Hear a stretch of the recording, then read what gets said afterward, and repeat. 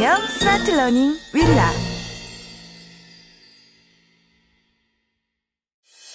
살면서 한 번은 꼭 들어야 할 명강의.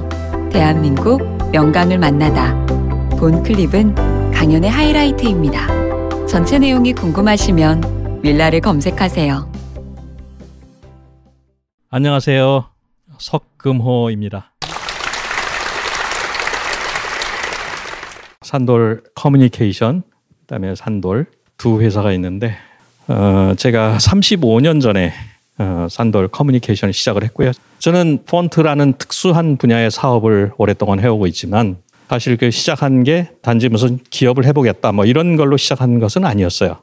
제가 겪고 있는 이 사회가 그 어떤 위기도 아니고 경제 위기도 아니고 교육의 위기도 아니고 가장 근간에는 우리 자신들의 정체성의 위기가 가장 큰 문제다라는 것을 저는 가닥을 잡게 됐어요. 그래서 사실 그렇잖아요. 우리 자신이 누구인지 모르는데 우리가 무엇을 하고 싶을 수 있고 또 무엇을 해야 되고 또 방향을 어떻게 정해야 될지 우리가 누군지 모르는데 어떻게 그 다음 단계로 발을 옮길 수가 있겠어요. 우리 자신의 정체성에 대한 어떤 그림이 없는데. 그래서 이런 정체성에 대한 어떤 근본적인 질문과 고민이 저로 하여금 한글이라는 어떤 주제에 관심을 갖게 된 겁니다. 저는 사실 어린 나이 때부터 초등학교 6학년 때부터 제가 저기 질문처럼 내가 왜 살아야 되는지에 대한 질문 때문에 고민을 너무나 많이 하게 됐어요. 그래서 초등학교 6학년 때부터.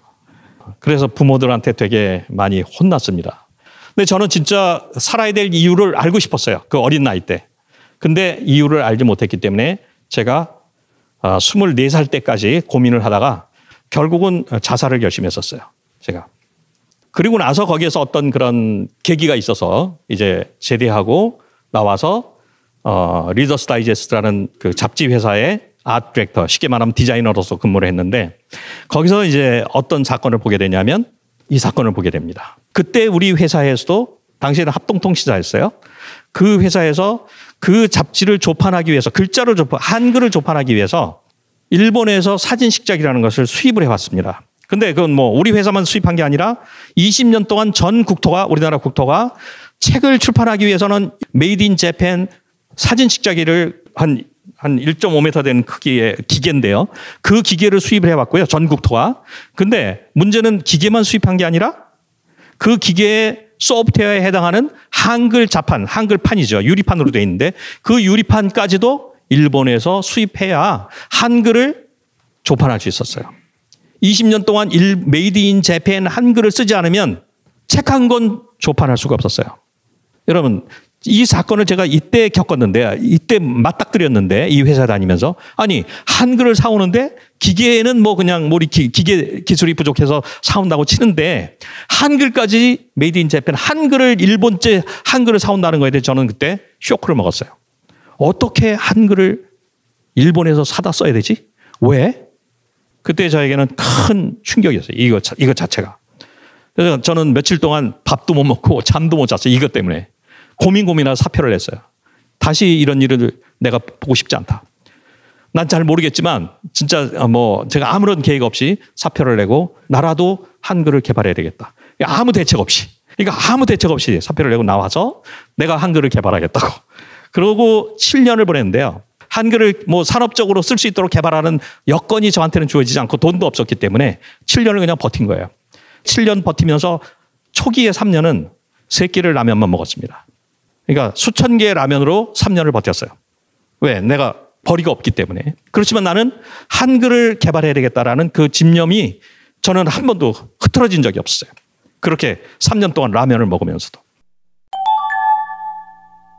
그래서 3년을 보내고 또 몇 년을 이제 뭐 대학 강의하면서 간신히 이제 집세 내고 라면이라도 사 먹을 수 있는 상황이었는데 한 7년 정도 지나가니까 그때 우리나라에 최초로 컴퓨터가 들어왔어요. 애플 II 컴퓨터. 최초의 컴퓨터죠. 그 컴퓨터에 메모리 기능이 있다는 것을 저는 이제 알게 됐고 그때부터 컴퓨터 메모리 기능을 이용해 가지고 이제 글자를 한글을 이렇게 초성, 중성, 종성을 나눠 가지고 초성 메모리 해놓고 중성 메모리 해놓고 종성 메모리 해놓고 그리고 그것을 순서대로 데이터베이스를 만들어서 불러가지고 당시엔 다트 프린터였죠. 물리적인 프린터, 레이저 프린터보다도 훨씬 전에 있는 거. 그 쇠막대로 쳐가지고 글자를 찍어내는 거죠. 그걸로 이렇게 글자를 이렇게 찍어내서 그거를 다시 이제 뭐 정교한 펜으로 정리를 해가지고 뭐 잡지사 같은데 납품도 하고 그렇게 해서 제가 버텼던 기간이 그때가 80년대 중반이었습니다. 이게 일본에서 당시에 70년대에 우리나라에 수입했던 사진시작입니다.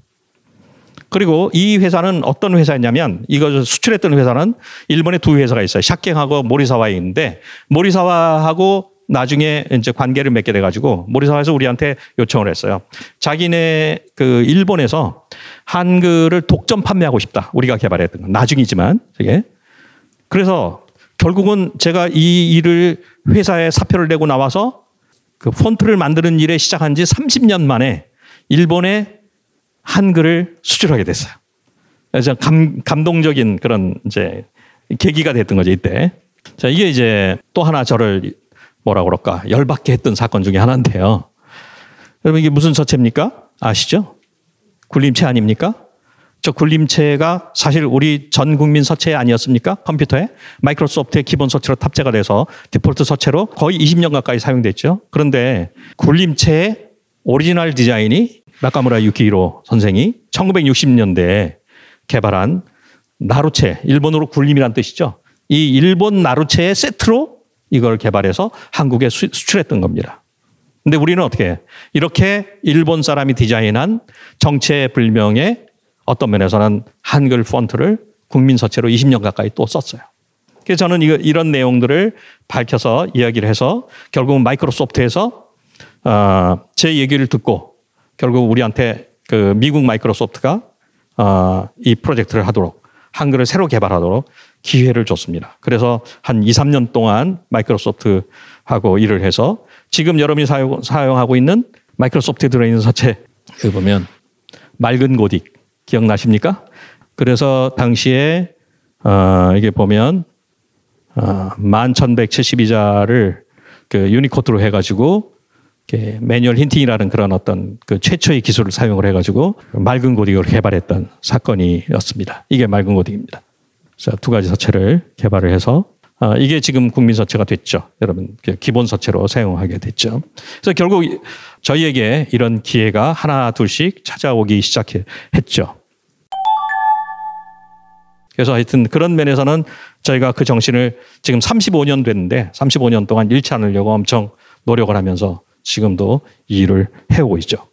그래서 이제 글로벌 네트워크를 가지고 이제 다양한 국가하고 코워크 그러니까 해서 이제 그 일을 할 때가 많이 생기게 됩니다. 아까 말씀드렸듯이 한글을 일본에서 수입한 것 때문에 정말 제가 이 일을 시작했는데 30년 만에 다시 한글을 일본에 수출하게 되는 그런 경험을 하게 돼서 정말 제가 일을 한 보람을 느끼게 된 거죠. 그래서 아까 제가 처음에 얘기 드렸듯이 사실은 우리가 무슨 일을 하든지 무슨 사업을 하든지 또 우리가 어떤 전공을 가지고 그 분야에 종사하든지 우리의 정체성에 대한 자각 이거에 대한 고민이 없이 시작하는 거는 사실은 방황할 수밖에 없지 않겠는가. 이게 제 개인 소신인 거죠. 뭐 사람마다 다르겠지만 개인으로 보자면 존재에 대한 본질적 정체성에 대해서 고민을 하게 될 것이고 국가나 또는 기업에 대한 거시적인 정체성에 대해서 우리는 고민하게 될 것이고 제가 한글을 통해서 그런 걸 받게 됐듯이 그다음에 상품 서비스 본인들 기업의 상품과 서비스에 대한 미시적 정체성 우리가 만든 상품이 뭘 의미하는가 이것이 가치가 어디에 있는가 이걸 왜 우리가 만들어야 되나 이런 면에서 본질적인 정체성에 대한 질문을 해서 거기에 대해서 어떤 가치를 발견하고 의미가 있을 때 이걸 어떤 시련과 어려움이 있더라도 나는 이걸 할 수밖에 없다라는 고집을 가지고 어려움을 극복할 수 있지 않겠습니까? 저는 그렇게 사업을 해왔기 때문에 저는 정말 이게 제 사업의 가장 중요한 그 내재적인 가치라고 스스로 생각하고 있습니다. 모든 인간이라면 해당되는 휴먼 모드가 있는데 자, 어떤 것들을 시작할 때 대부분의 사람들은 방향이 없죠. 그래서 케이오스 상태가 되고 그러다가 치열하게 고민하다가 결국은 자기의 정체, 뭐 사업의 정체성이든 개인의 삶의 정체성이든 뭐 상품의 정체성이든 치열하게 고민 끝에 아이덴티티를 발견하게 되는 거죠. 이게 중요한 과정이죠. 자, 아이덴티티가 발견이 되면 그때 비로소 이런 것들이 에너지가 발산하게 돼요.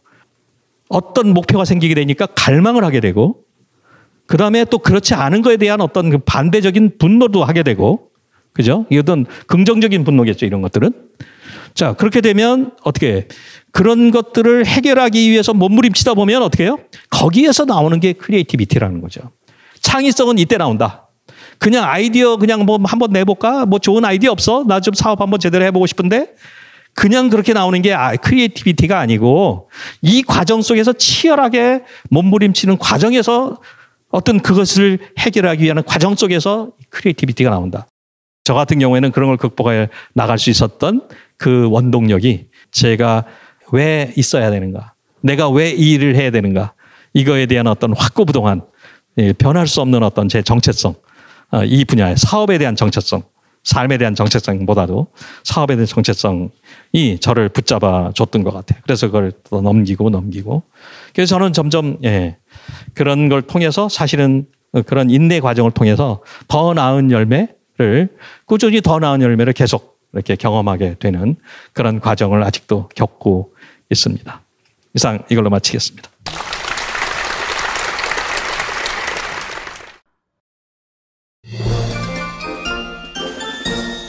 윌라